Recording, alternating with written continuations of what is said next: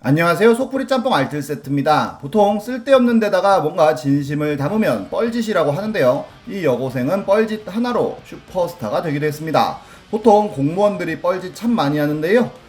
서울시에서는 이렇게 버스 지붕 위에서 벼농사를 지어 전시를 하기도 했었고, 양화대교 밑으로 유람선 지나가게 하겠다며 디귿자로 공사를 하기도 했었으며, 대구 동구청에서는 손정희 회장의 조상묘소를 구청장과 간부들이 직접 가서 매년 벌초를 해주다가 손 회장의 관심을 끌지 못해 결국 2016년 그만뒀다고 합니다. 그 외에도 정말 역사에 남을 여러가지 뻘짓들을 모아봤습니다. 그럼 한번 볼까요? 첫 번째는 일본 스시집 항이 뻘짓입니다. 시장 초밥이라고 하는 특히나 우리나라 사람들에게 굉장히 유명한 스시집이 있는데요. 가성비가 좋아 오사카에 가면 한 번은 꼭 가보는 필수 코스가 되기도 했습니다.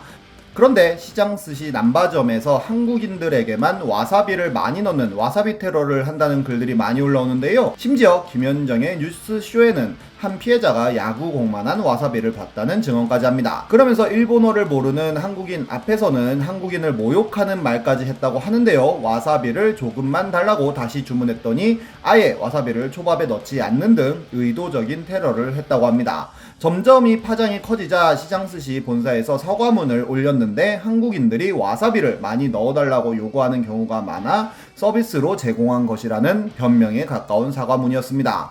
결국 이는 한국뿐만 아니라 일본 언론에서도 크게 다루기 시작했는데요. 일본 내에서도 나라 망신이라며 비판적인 사람들이 많아졌습니다. 그러자 한 PD 출신 유튜버가 직접 생방송으로 해당 가게에 사과를 받으러 가겠다면서 찾아가는데요. 결국 사과를 받긴 받았는데 문제가 있었던 남바점이 아닌 중앙점에 가서 사과를 받습니다. 이는 당시에 기사까지도 나왔었는데요. 중앙점의 점장은 잘못한 것도 없이 카메라를 들고 누가 와서 사과를 하라고 하니 그냥 사과를 한 것입니다.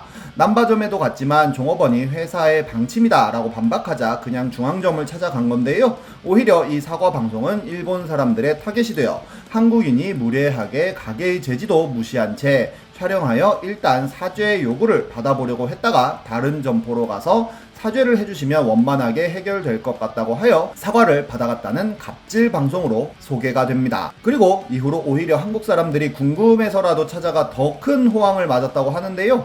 하지만 노노저펜으로 한국인 관광객도 줄고 일본의 긴급 사태로 일본인 손님도 없어지면서 폐업을 했다가 작년에 다시 오픈을 했다고 하네요. 이런 식으로 엉뚱한 데다가 화풀이를 했던 경우들은 은근히 자주 있는데요. 잭스키스 해체할 때 대표차인 줄 알고 조영구의 차를 박살냈던 잭스키스 팬은 예전 영상에서 소개시켜 드린 적이 있었고, 전 국민이 분노했던 안톤 오노의 할리우드 액션 금메달 사건 때는 무명에 가까웠던 김구라가 사과를 받겠다며 미국까지 가서는 오노는 만나지도 못하고 아버지가 운영하는 이발소에 가서 한국어로 쌍욕을 하고 금메달 내놔 이 XX야 라는 문구가 쓰인 보드판을 주고 오기도 했다는데, 심지어 그 사람은 진짜 오노 아버지가 아니라고 김동성이 폭로하기도 했습니다. 다음은 의자 일체형 책상입니다. 대학교 다니셨던 분들 중에 이 책상 안 앉아보신 분들 잘 없을 텐데요. 말 그대로 책상과 의자가 하나로 붙어 있어 내 몸도 붙여서 공부해야 하는 책상입니다. 이거 앉아보신 분들은 아시겠지만 진짜 불편한데요. 뚱뚱한 사람이든 날씬한 사람이든 그 어떤 체형에도 맞지 않는 공평한 불편함을 안겨줍니다. 의자를 앞이나 뒤로 당길 수가 없기 때문인데요. 게다가 책상의 크기 자체가 작아서 책을 많이 올려놓을 수도 없고, 책상의 무게도 가벼워서 책가방이라도 무거운 걸 올려놓으면 앞으로 넘어가며 뭘 떨어뜨리기라도 하면 다시 줍기도 매우 힘들어서 몇몇 대학은 총학 선거 공약으로 일체형 책걸상에 교체를 걸기도 했습니다. 이 디자인은 정말 옛날부터 대학이나 노량진에서 많이 쓰이고 있었는데요. 2003년 대우가구의 이경상 대표가 특허까지 내서 공급을 했다고 하는데, 이경상 대표는 좁은 강의실에 최대한 많은 학생을 수용하는 게 관건이라서 이런 디자인을 만들었다고 인터뷰하기도 했습니다. 이렇게 많은 학생들이 불편함을 호소하자 책상의 크기도 키우고 간격도 조절할 수 있는 여러가지 신모델을 출시하기도 했는데요. 그래도 이젠 학생들의 취향을 존중해야 하는 사회가 되어 그런지 일체형 책상은 점점 사라지고 있고 한 대학은 일체형 책상을 해체하여 결국 폐기시키기도 했는데 사람들은 내일처럼 기뻐하기도 했습니다. 오히려 초중고에는 없고 대학교에만 이 일체형 책상만 있는 것도 처음엔 의아했는데요. 대학생들이 책상을 정리 안 해서 이렇게 만들었다는 설이나 이게 책걸상 따로 사는 것보다 싸서 이걸 쓴다는 설, 자꾸 책상이나 의자를 학생들이 가져가서 이걸 쓴다는 설, 운동권 학생들이 의자나 책상으로 바리케이트를 쳐서 이렇게 바꿨다는 설 등이 있는데 개인적으로는 이게 제일 싸고 튼튼하고 관리하기 쉬워서 그런 게 아닐까 싶습니다. 요즘엔 이런 고정형 의자도 나온다는데 일체형보단 낫지만 잘못 골라 앉으면 강의 내내 끽끽 소리 나서 수치스럽다고 하네요. 여담으로 컴퓨터 모니터를 안에 넣고 보는 책상, 컴퓨터 본체 수납장과 키보드장이 한 곳에 몰려있는 책상과 함께 포브스에서 선정한 디자인 책상 탑3로 뽑히기도 했었습니다. 다음은 동일본 대지진 모금 운동입니다. 지금의 후쿠시마 방사능은 모두 다 2011년에 발생한 동일본 대지진에서 시작됐는데요. 처음에 지진이 났다고 하더니 나중엔 초대형 쓰나미까지 몰려왔다고 하여 굉장히 큰 충격을 받았던 기억이 납니다. 사망자만 15,000명에 실종자만 10,000명이 넘게 나온 대참사였는데요.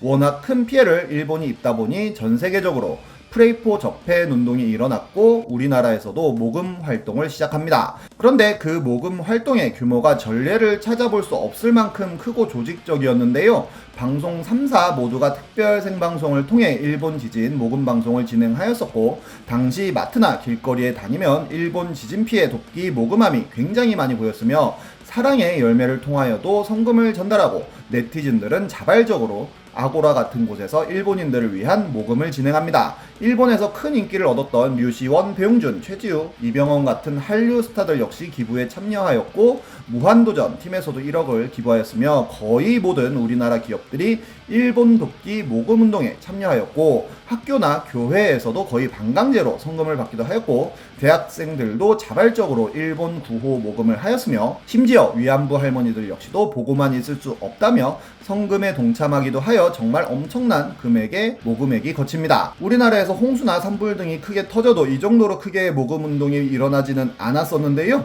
게다가 우리나라 구조대는 가장 마지막까지 구조 활동을 하면서 늦게 철수하기도 하였고 우리나라 웹툰 작가들이 힘내요 일본이라는 릴레이 웹툰까지 연재하였고 힙합 래퍼들은 모여서 스탠드업 저펜이라는 노래까지 발표할 정도였습니다. 그런데 일본에서 갑자기 독도를 노골적으로 중학 교과서에 넣는다는 발표를 하면서 기부금이 확 줄어드는데요. 이렇게 모인 성금을 적십자사를 통하여 일본에 건네줬는데 막상 일본 언론 아사히는 의연금 순위를 차트로 만들어 배포하여 우리나라를 쏙 빼버립니다. 의연금은 이재민에게 직접적으로 주는 돈이고 구원금은 여러가지 복구에 쓰이는 돈이라고 하는데요. 우리나라는 구원금으로 대부분의 성금을 전달했지만 구원금 이야기는 없이 의연금으로만 차트를 만들어 보도한 것입니다. 그리고 일본의 극우 네티즌들은 이 차트를 가지고 여러 인터넷에 올리며 한국인들은 인정머리 없는 국가라고 비난을 하였고 많은 일본인들이 그렇게 믿게 되었다고 합니다. 참고로 우리나라의 이연금 순위는 24위였다고 하네요. 그리고 당시 우리나라에 있던 무토 마사토시 대사에게 직접적으로 지진 성금을 전달하는 경우가 많았는데요.